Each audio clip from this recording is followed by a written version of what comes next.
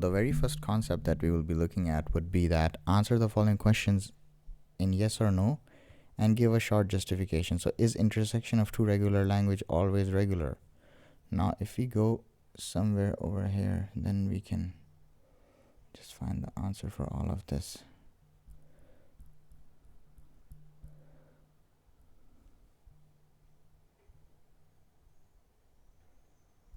Now what we know is that insertion is basically common, taking common, or it's an and.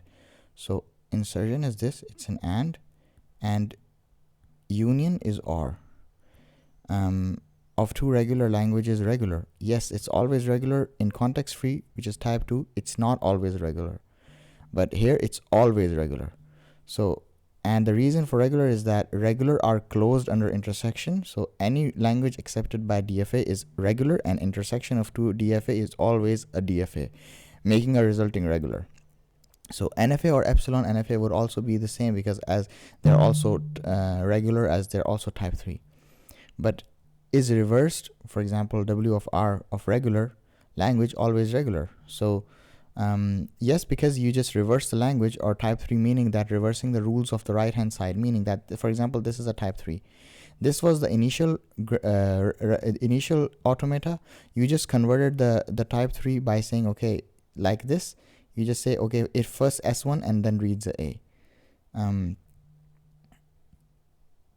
Or you just change the order of it in a way that might say that like this, then it goes to S2 and reads a B. So it's the other way around. S1 reads a and goes to, so it's opposite. It's the reverse of it. So it would just be the same. Of course, be careful, because it's not not is like going different direction. Does there exist a language that can be recognized by an NFA but no DFA? So yes, because every NFA can be converted to a DFA with power set.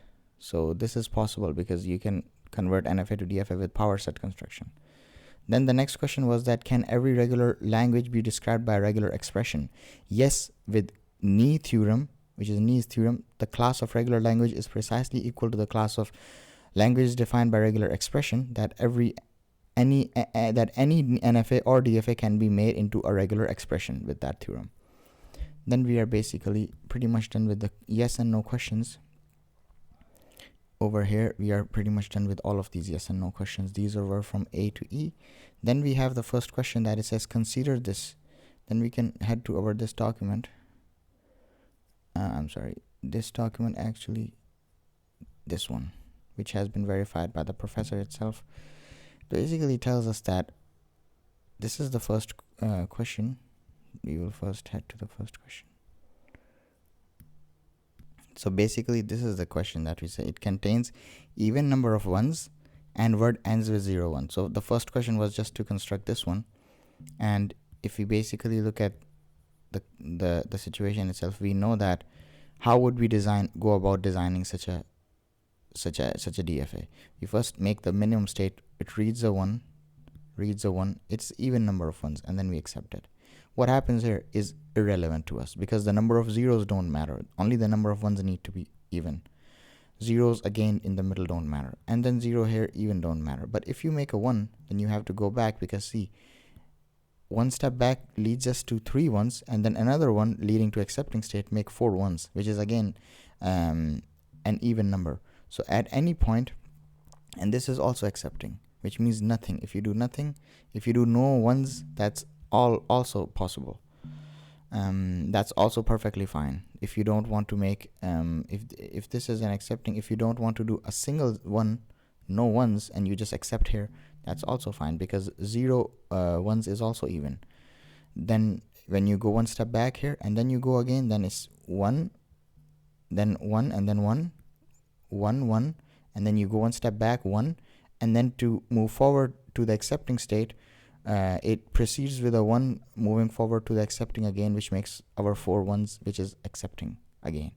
And then as many number of zeros as you want, they don't matter. And then whenever you want to go back, you have to make another one to come back to accepting 1, which will always lead to 2 ones again, which will always be even.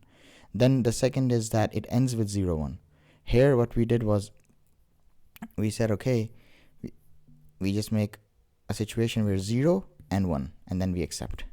But then over here, we need to every position we need to give 2 arrows. We already give 0, we need to give 1 here somewhere. It can start with 1, it doesn't matter. It needs to end with 0, 1, that's the condition. Then over here, so if it says 0, 1, 0, 1, something is in the middle. If we give, we already give 1 here. We need to give something in the middle. If we give 1 in the middle, it will disrupt the pattern of 0, 1, which is not 0, 1. But if I give 0 here, it's still 0, 1, because see, this is accepted. Whatever here, it doesn't matter. It could be 1, and we need to make sure that we have this situation with 1 and also starts with 0. So 1, 0, 1 accepted. This is the accepting state. 1, 0, 1 accepted. So 0, 1 accepted, 1 here, 0, 1 accepted.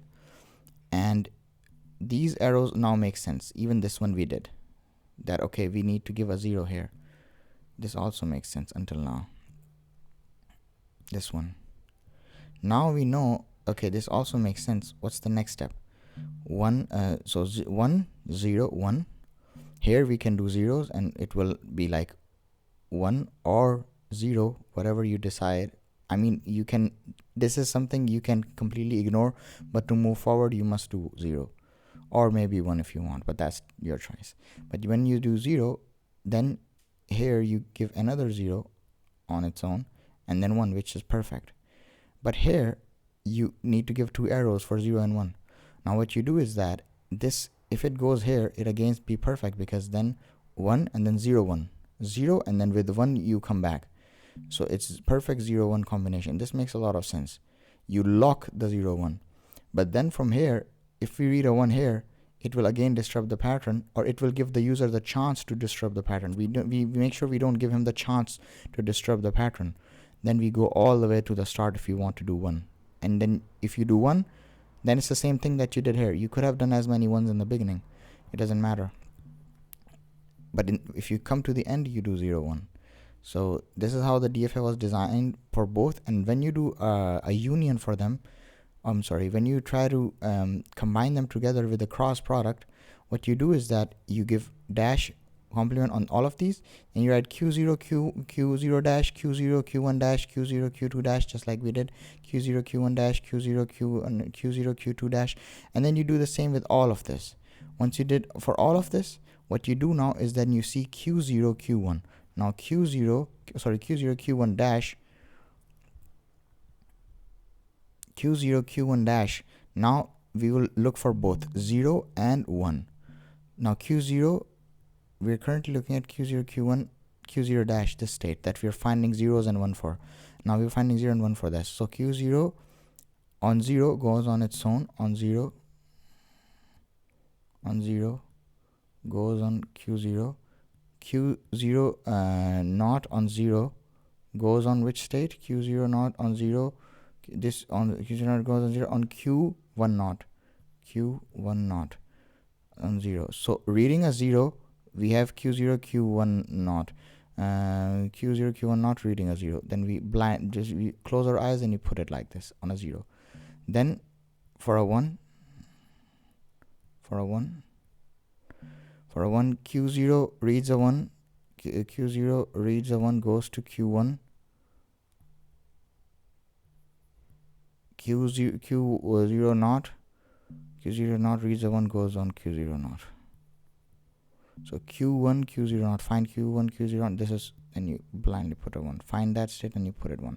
Then you repeat the same process for every single state, and once you're done, you should be having an automation that is basically a product of both of these that accepts this. Then when it comes to accepting states, then you can decide you want to do and or you want to do or. What's the question? It should even number of 1s and even number of 0 1s, or it has even number of 1s or ends with 0 1. This matters. Why? Because in and you can say, okay, both that are accepting here, like q0 q2, also need to be accepting here. But if it's or, either one of them works. So q0 q2 is the accepting here, and here we have Q2 dash accepting. These are the two that we have. If we had a or, either one of these that are coming here will be accepting, but if we have and, then strictly only these two will be accepting. So where is this one? Q0 Q2 Q0 Q2 Q0 or Q0. This one we have Q0, this one we have Q0, this one is also accepting. Q0, this one is also accepting.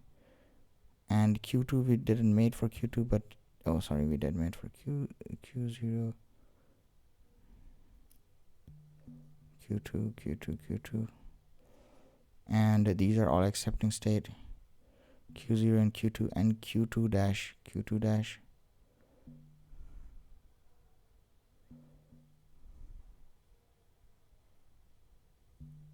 So basically it's pretty much the simple thing. For example, it depends on the case of either it's a union or it's an intersection. A union is basically or. In case of or, what we do is that wherever we have Q, so these were our accepting states in our initial DFA number 1 that we combined with, that we did a cross with DFA number 2. Basically for the union and intersection, it would be this pretty much the same thing. The only difference will have in the accepting states. So in the first DFA, accepting was Q0 Q2, and the second one, the accepting was only Q2 dash.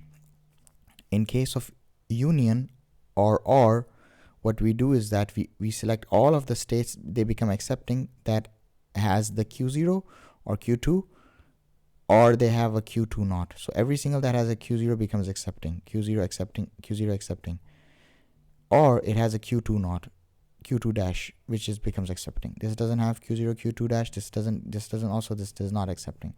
This has a Q0 dash, this has a Q2, just like here. Then this becomes accepting because it has a Q2.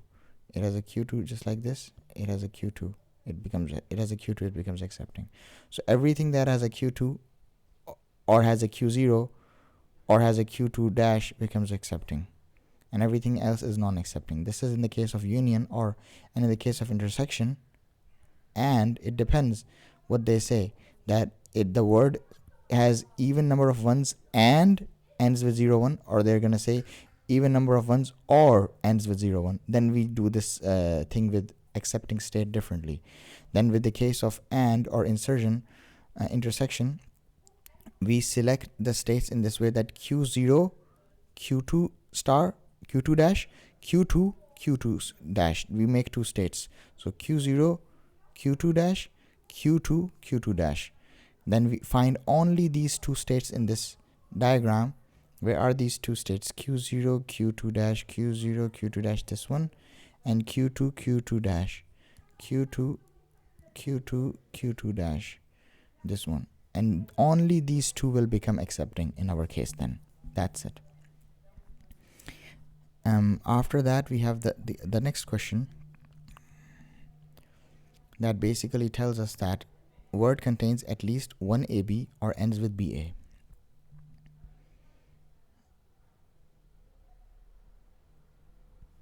Now we can see that it's an NFA we have to make, and in NFAs we don't have to give both arrows. So it contains, we can look question again. It says that the word, this we already did, we both already did this. Word contains at least one AB and ends with BA. So it contains AB and ends with BA. Make an NFA for it. So we first make the first, because there's an or in between, we can make one path for that contains AB and one path for one that ends with BA. So the one path with contains, this is for the contains AB, and this is ends with BA. It's pretty much easy, because then you can say, okay, you can do as many ABs here and you can still go with the A to this point, because it doesn't matter when it doing the A that contains the AB part. You can start with as many ABs, but it needs to contain A. Now here's the tricky part. You don't have to give AB option here, because then the person could disrupt the pattern. But because NFAs are non-deterministic, you can, this is what you decide. You can decide to read the word however you want. But the best way would be that you don't give the chance to make ABs here, because there's no need. You can still make whatever word you want, because this is completely non-deterministic. You can decide A, or A, B, like A, and B. That's also possible. So you can basically make whatever word you want, or B, A, B. You can also do that. Because you also give A here, you also give A here, you also give B here, you also give. This is possible with NFA, which basically allows you to easily do whatever combinations you want, without disrupting the contains AB condition. And in the end, after the contain is fulfilled, you can just do whatever you want AB. Then for the end with BA path, it's pretty much simple, that it only gives you BA opportunity and nothing else. Then you can just, the next question was that convert into epsilon NFA closure, epsilon NFA, you copy paste the same what you did, and after you copy paste what you did, oh, you can remove this because there, just like I said, there's no, you copy paste the same thing, but what you do is that you make Q naught that goes to epsilon, and then does the same exact thing over here. So you basically make a Q1 here or Q naught here that does, instead of doing it straightforwardly, it just introduces epsilon on both sides and then connects to the state the way they were doing what they were doing. So then they can start with as many times of AB, they can start with as many times of AB, and then do this. This can also start with as many times AB, but before that it has epsilon on both sides starting from a Q naught. Then it's pretty much the same exact thing. Contains AB, the same NFA, DFA we had here, same logic, exact same thing, and the same exact thing for BA. But here, because we basically separated this as two, it also is here doing the AB thing and then doing the same thing over. Then we can move forward with our next question that says that conversion of epsilon NFA to DFA. Now, to understand this better, I have a very good closure here that I can show you. They first told us to calculate the epsilon closure for this. Epsilon closure basically means to calculate epsilon closure in a in a NFA. What you need to do is that you need to just write the states with which you can stay without reading anything. So because I just converted this is how it was. If you convert it into a DFA with the accepting states that they mentioned, you will pretty much end up with something that looks like this. So you will end up with something that looks like this, and once you end up with something that looks like this, then you need to compute epsilon closure for each state with what we did, and then we need to make an NFA without epsilon transition afterwards, and then we need to convert the NFA into a DFA using the subset construction that we learned. Let's do all of this together. First of all, after converting this into this epsilon closure NFA into without the epsilon closure NFA, the very first step would be that when you have written this, you need to calculate the epsilon closure states, which are Q0, Q1. You can stay in both these states without reading anything. So you can come here. It's a rule. You don't have to, because it's a loop. You can just go here without reading anything, and you can still stay here without reading anything. So for Q, we already wrote this down somewhere like this. Q0, these are the epsilon closure for this.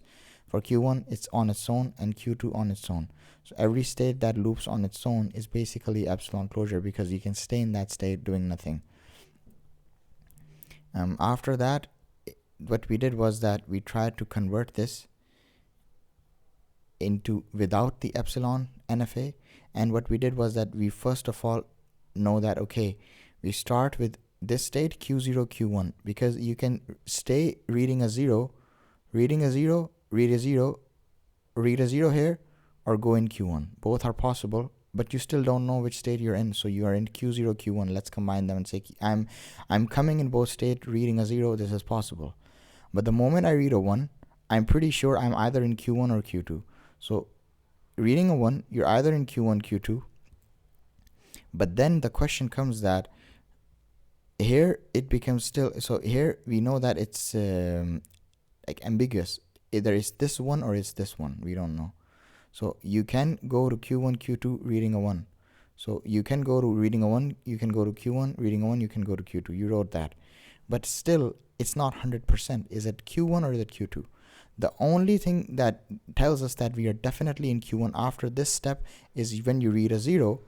When you read it, when you didn't read it, then you don't know. But the moment you read it, the only way you read it is that this allows you to read a 0, and only Q2 allows you to do it. Once you do it, then you are definitely in Q2. Then what about Q2? What is Q2 doing? We just copy paste it. The Q2 is reading a 0 on its own, and then afterwards this is finished here. But because every DFA or every NFA, if you're converting it, it pretty much looks like a DFA already, because we are kind of doing power set construction the way we did to convert NFA into a DFA. We expand the states just like we did in one of our past videos, and we try to expand the states. We just basically write the state as it is, and then we try to copy paste the first row, and then we keep expanding the possible states that we have, and when we put two hands and see where they're going, and just write all of the entire state.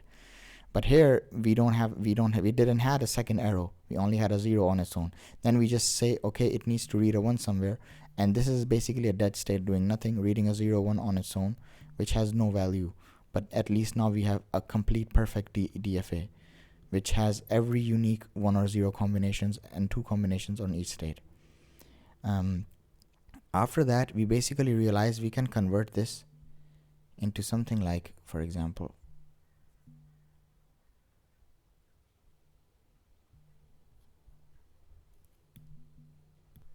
something like this. And this is the exact same thing that I explained. But because we know, now let's convert it into a regular expression what it looks like. As many times of zeros as you want. This is what this is. Then a single 1 preceded by a single 1. Then as many 1s as you want. And then a single 0 you must read. Then as many zeros as you want. This is what it looks like. But remember, whenever you have something like this, that only 1 and then as many 1s as you want, this basically, or even if it was like this, that as many times of 1 as you want and then a single 1. So in both cases, this is basically equal to 1 plus. And that's what we wrote here, 1 plus. Here is the same thing. A single 0 preceded by as many number of zeros as you want, then this also becomes a 0 plus. And after doing all of this, we basically are done with that part. And then we have computed this in a regular, and what it's doing is that it's basically not allowing us consecutive 1s in a string like this, detached. So the moment another 1 is just not allowed, you cannot do another 1 anymore. You can do as many zeros as you want, and then as many 1s as you want, but then once another 0 happens, there is no chance to do a 1, because see, look at this regular expression, it has no 1 afterwards. So 1s after zeros, and then again as many zeros as you want, but then no 1s. That was what the expression is doing.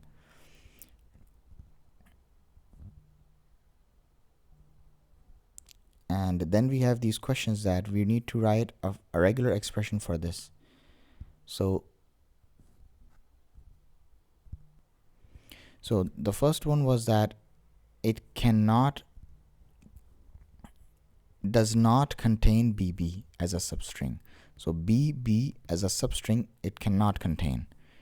To make a regular expression for this, what we did was that we broke it down like, okay, BB is not possible. Then what's left? BA. And we give this A on the other side of the other block. The first block we will give it, and this we will give in the second block. We will separate them through a border. And this lives in a different country, this lives in a different country, so they cannot intermix. And then the remaining B we can give singularly in the second border, in the first country, sorry, in the second country. So that's what we did exactly here. So we put BA, of course, as many A's as you want before that is okay, or a single A is perfectly fine. Then we have a BA, just like we did. Then this basically works for every question that you want to apply this logic. Then once you did this, you might say that, just like we said, as many times of combinations as you want of this, and then a single B like this alone with an epsilon.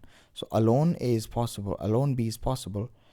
Before that, a is also possible because we give this A in the preceding one as a separate element, and then we give the BA. then that basically perfectly makes this expression that never lets us make a BB, because we give every other possibility of it. Then the other question was to make a substring that starts with 1. It needs to start with 1. This is basically 50% of the answer, and has a length of at least 3. So we know that it definitely starts with a 1. Then we just basically write a 1. It needs to start with a 1 and has at least substring 3. But see, why are we not doing this? Why? Because if I did this, then the user has a chance to do 0 ones, no ones at all. That's possible with the knee star, and we don't want that. We want the length to be at least 3. So we can say, okay, either 1 or either 0. You must decide either one of these. Then 0 or 1 must decide either one of these. So 1, length 2, length 3 we already did. Then now you can say, okay, now whatever you do, it doesn't matter, because we fulfilled the task now. You can do as many times of 0 and 1 as you want. So now we need to do for contains 0, 0. Let's look at the question itself. The question says that contains at least 1, 0, 0 and at least 1, 1, 1. And all the possibilities of this is that 0, 0 occurs first and then occurs the 1, 1. The other possibility is 1, 1 occurs and 0, 0 occurs afterward. So these are the two possibilities of this. And it's of course an and in between. And because there was an and, what we did, okay, as many zeros or 1 as you want, doesn't matter, you can start with it, but it contains at least a substring of 0, 0. Then again, whatever you want in the middle, then 1, 1, and then whatever you want. Or the other possibility is that the 1, 1 is first and then the 0, 0. Then the same thing happens. Whatever is in the middle, it doesn't matter. It needs to just contain it. So whatever block you decide, block number 1 or block number 2, it leads you to the same thing, that it contains either one pair of 0, 0 and a pair of 1, 1. And the other one, it also does the same, that it contains a pair of 1, 1 and a pair of 0, 0. So you are basically given all the possible opportunities to do this in this way.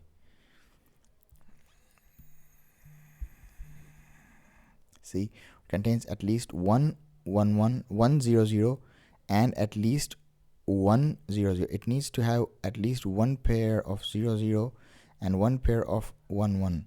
This pair can start whatever, like this as well. But at least we do have a one pair of it, and we do have one pair of, and these are the only two possibilities how we're gonna have a pair of it. A pair of 0, 0, like at least 1, 0, 0, like we have 1, 0, 0, and at least 1, 1, 1, we do have it. This is the first possibility, and this is the second possibility. So we just wrote all of the possibilities with whatever is in between as many times as you want, but it does contain it. And contain is basically pretty much free. It just needs to contain it in the same order. So if you choose this bracket or you choose this bracket, it's the same thing. Then we have minimization equivalence. It says that you need to do even number of A's. We have something over here. For example, this was something that has even number of A's.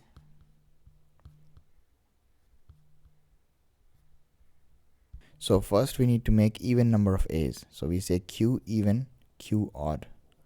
So B's can be as many times. B's we don't care. We only need to know that A needs to be divisible by 2. For example, let's go back. Number A is even, sorry. A is even. We know that, okay, A is even here. Also number of A, and then the second language is divisible by 4. So first of all, even means, just let's look at it this way, that okay, it's even here, it's odd. Here it's even, A is even here. We can say Q even and Q odd. And whenever A goes here, it becomes odd. Whenever it comes back, it becomes even. So Q odd, Q even. So if A goes here, it becomes odd because we read one A, then we go back reading a A, then we have 2 A's, which is even. Then we go back, it becomes odd, 3 A's, then we read coming back, it becomes 4, so which is again even. And this is our accepting state. This is basically there to keep track of odd. But then on its own, the B's don't matter. B's can be even or odd, however you want. So basically you do as many B's as you want or as many B's as you want. But to proceed, you always need a A, which fixes our divisible by 2 condition. Then we have divisible by 4 condition, which means mod of 4, meaning 1, 2, 3, 4 in a lock. So 1, 2, 3, and 4 on its own, like giving a Q, giving a A, giving a A, giving a A, but the fourth A, you don't give in a different state, you give in a very starting state where you started from, which makes a loop of 4 A's. So making a loop of 4 A's, and the order of B's don't matter. B can be looping on their own. B can be looping on their own throughout the process. And this basically precedes the modulus basically. So mode 1, mode 2, mode 3, mode 4. Remainder is 1, remainder is 2, remainder is 3, remainder is 4. The moment is 4, we hit accepting state. 1, 2, 3, 4, accepting again. 1, 2, 3, 4, accepting again. So A, accepted. Then I decide to start again. I mean, I can do B's in the middle, but just to move forward, I always need a A. Always need a A to move forward. And the substring will always have 4 more A's before it gets accepted again, which will make always a number of A's that are divisible by 4. And 0 is also divisible by 4, so on its own it also works. Then we decide to make the next question. Basically tells us to do what? It tells us that construct the intersection automation. It's AND. Just like we said that in intersection or union, the process is same. We do the product construction and describe the word accepted by the language. So this is important. Now we can go back and we can do and we can write union, and union. Now remember the states that are accepted by this. This one was accepted, Q0 was accepted, and we're doing an and, which is an intersection. And in this we had Q0, this, only this was accepted, nothing else was accepted. So only this state, wherever we have Q0, Q0 not, only this will be Q0, only this is accepted, nothing else is accepted, only this is accepting. If we had a or, if we had a union and we had a or, then every single state that has a Q0 or Q0 not will be accepted. So Q0 accepted, Q0 accepted, Q0 accepted, Q0 accepted. So Q0 not accepted, Q0 not no, Q0 not no, Q0 not. So this would be a union, this would be OR. So word contains even number of A's, or A are divisible by 4. But in case of AND, even number of A's and divisible by 4, these all go away, and only those that are accepting in both, they come. If there were multiple, then we would just do cross. If there were multiple accepting here, then we would say Q1 this, Q1 and then Q2 this, Q2, or whatever the accepting was. So then we had 2 states, and these 2 would have become the accepting as part of union.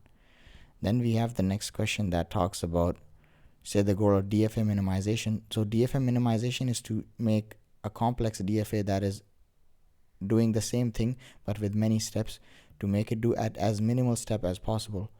And we have a process called equivalence class process, which basically does is something like this, where A is in partition 0, A is in partition 0, A is in partition 0, B is in partition 1, partition 0, partition 1. Now we can see when we compare these two, these are the same, these are the same, these are not the same, these are not the same. So there is a problem here. And if we make a partition here, we can take these out, and these pretty much are the same. We know this. So we put the same ones together, and we take out the odd one out, and we make a different partition on it, maybe P3, let's call it P3, and then that becomes our new partition. This is how we do minimization, and it's equivalence class. And that was pretty much it. Then we can have a look at the professor's PDF itself. So this was trying to convert it into a DFA for the contains AB and ends on BA. This is through the table itself, creating all the possible states, saying Q0, Q0, Q1, Q0, Q1. We already know a process like this where we write all the possible states, and then we try to put both hands, converting NFA to a DFA the way we did, then we know that this is or, this is and.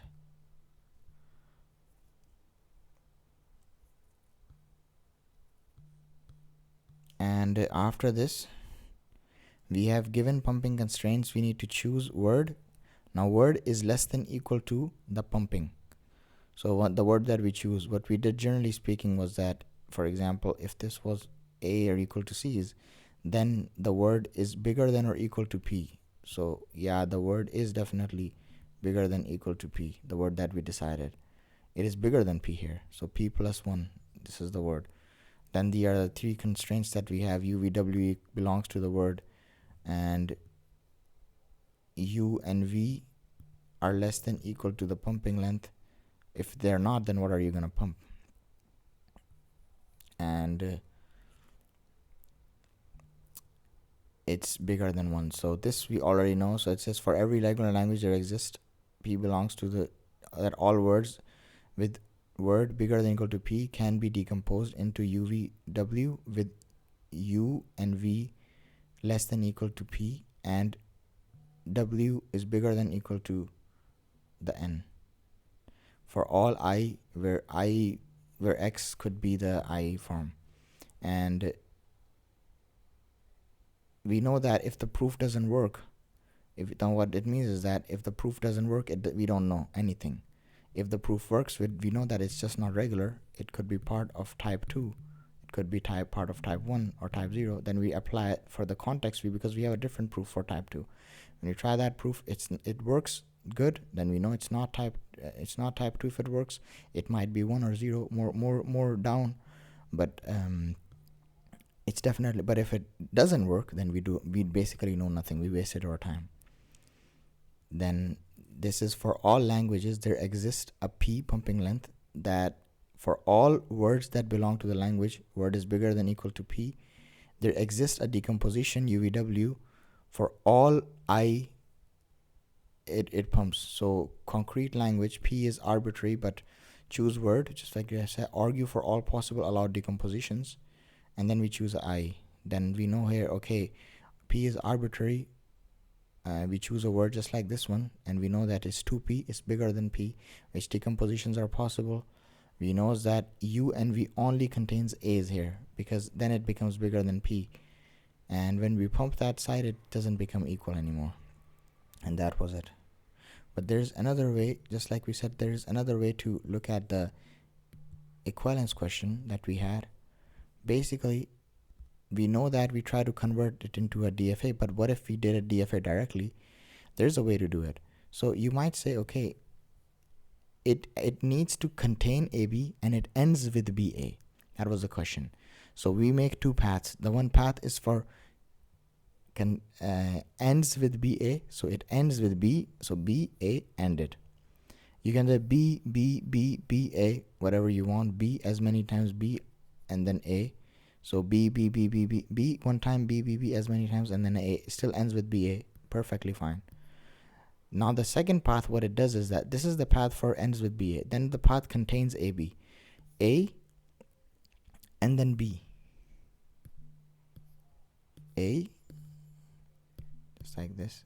We have A and then B. So we know that it read a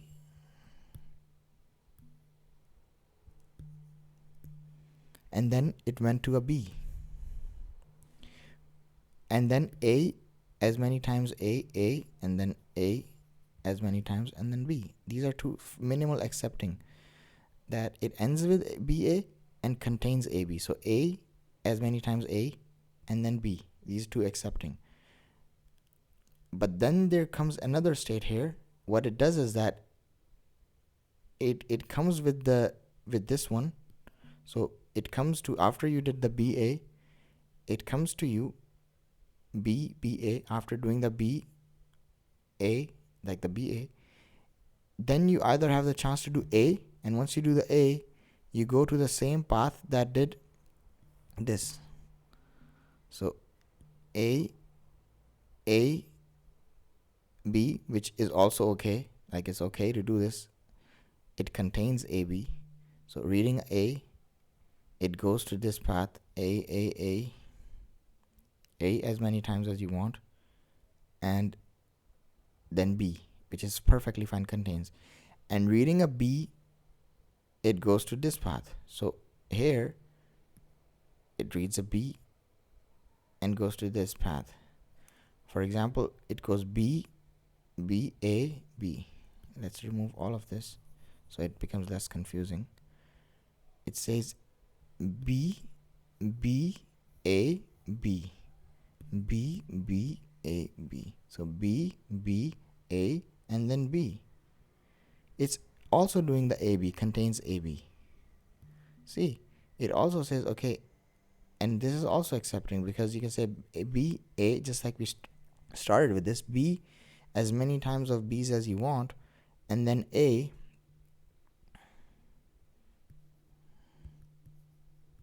it ends with BA. This is fine. But the state that it ended in BA, then it's not going on its own, it's going on something different. It's saying, okay, once you're already done with the AB path that contains AB, I would just follow along with the B. So A, B, so sorry, A, or even if you're if you're in the path of B, B, A, then I would just follow along and give you another B. So B, B, and B. That's the only way you can reach a B going there. And this becomes contains AB. This is totally fine. Contains AB. Or the other option is that it ends with BA. In that way, if it wants to end with BA, then even if it comes with this path, this is where it comes, reading a BBA. Then from here, it can read A and go to this position. The only possibility is this from here is that you can read as many A's as you want, or you can read a B, which is again contains AB. So here you go with the A, then you're stuck with either as many A's as you want, or if you don't want an A at all, you would just do a B, which goes like read a A, go there, and goes reading a B to the same path that did AB. So I hope that makes pretty clear how this DFA was constructed and how it fulfills our condition for contains AB for in two sides and for BA on only one.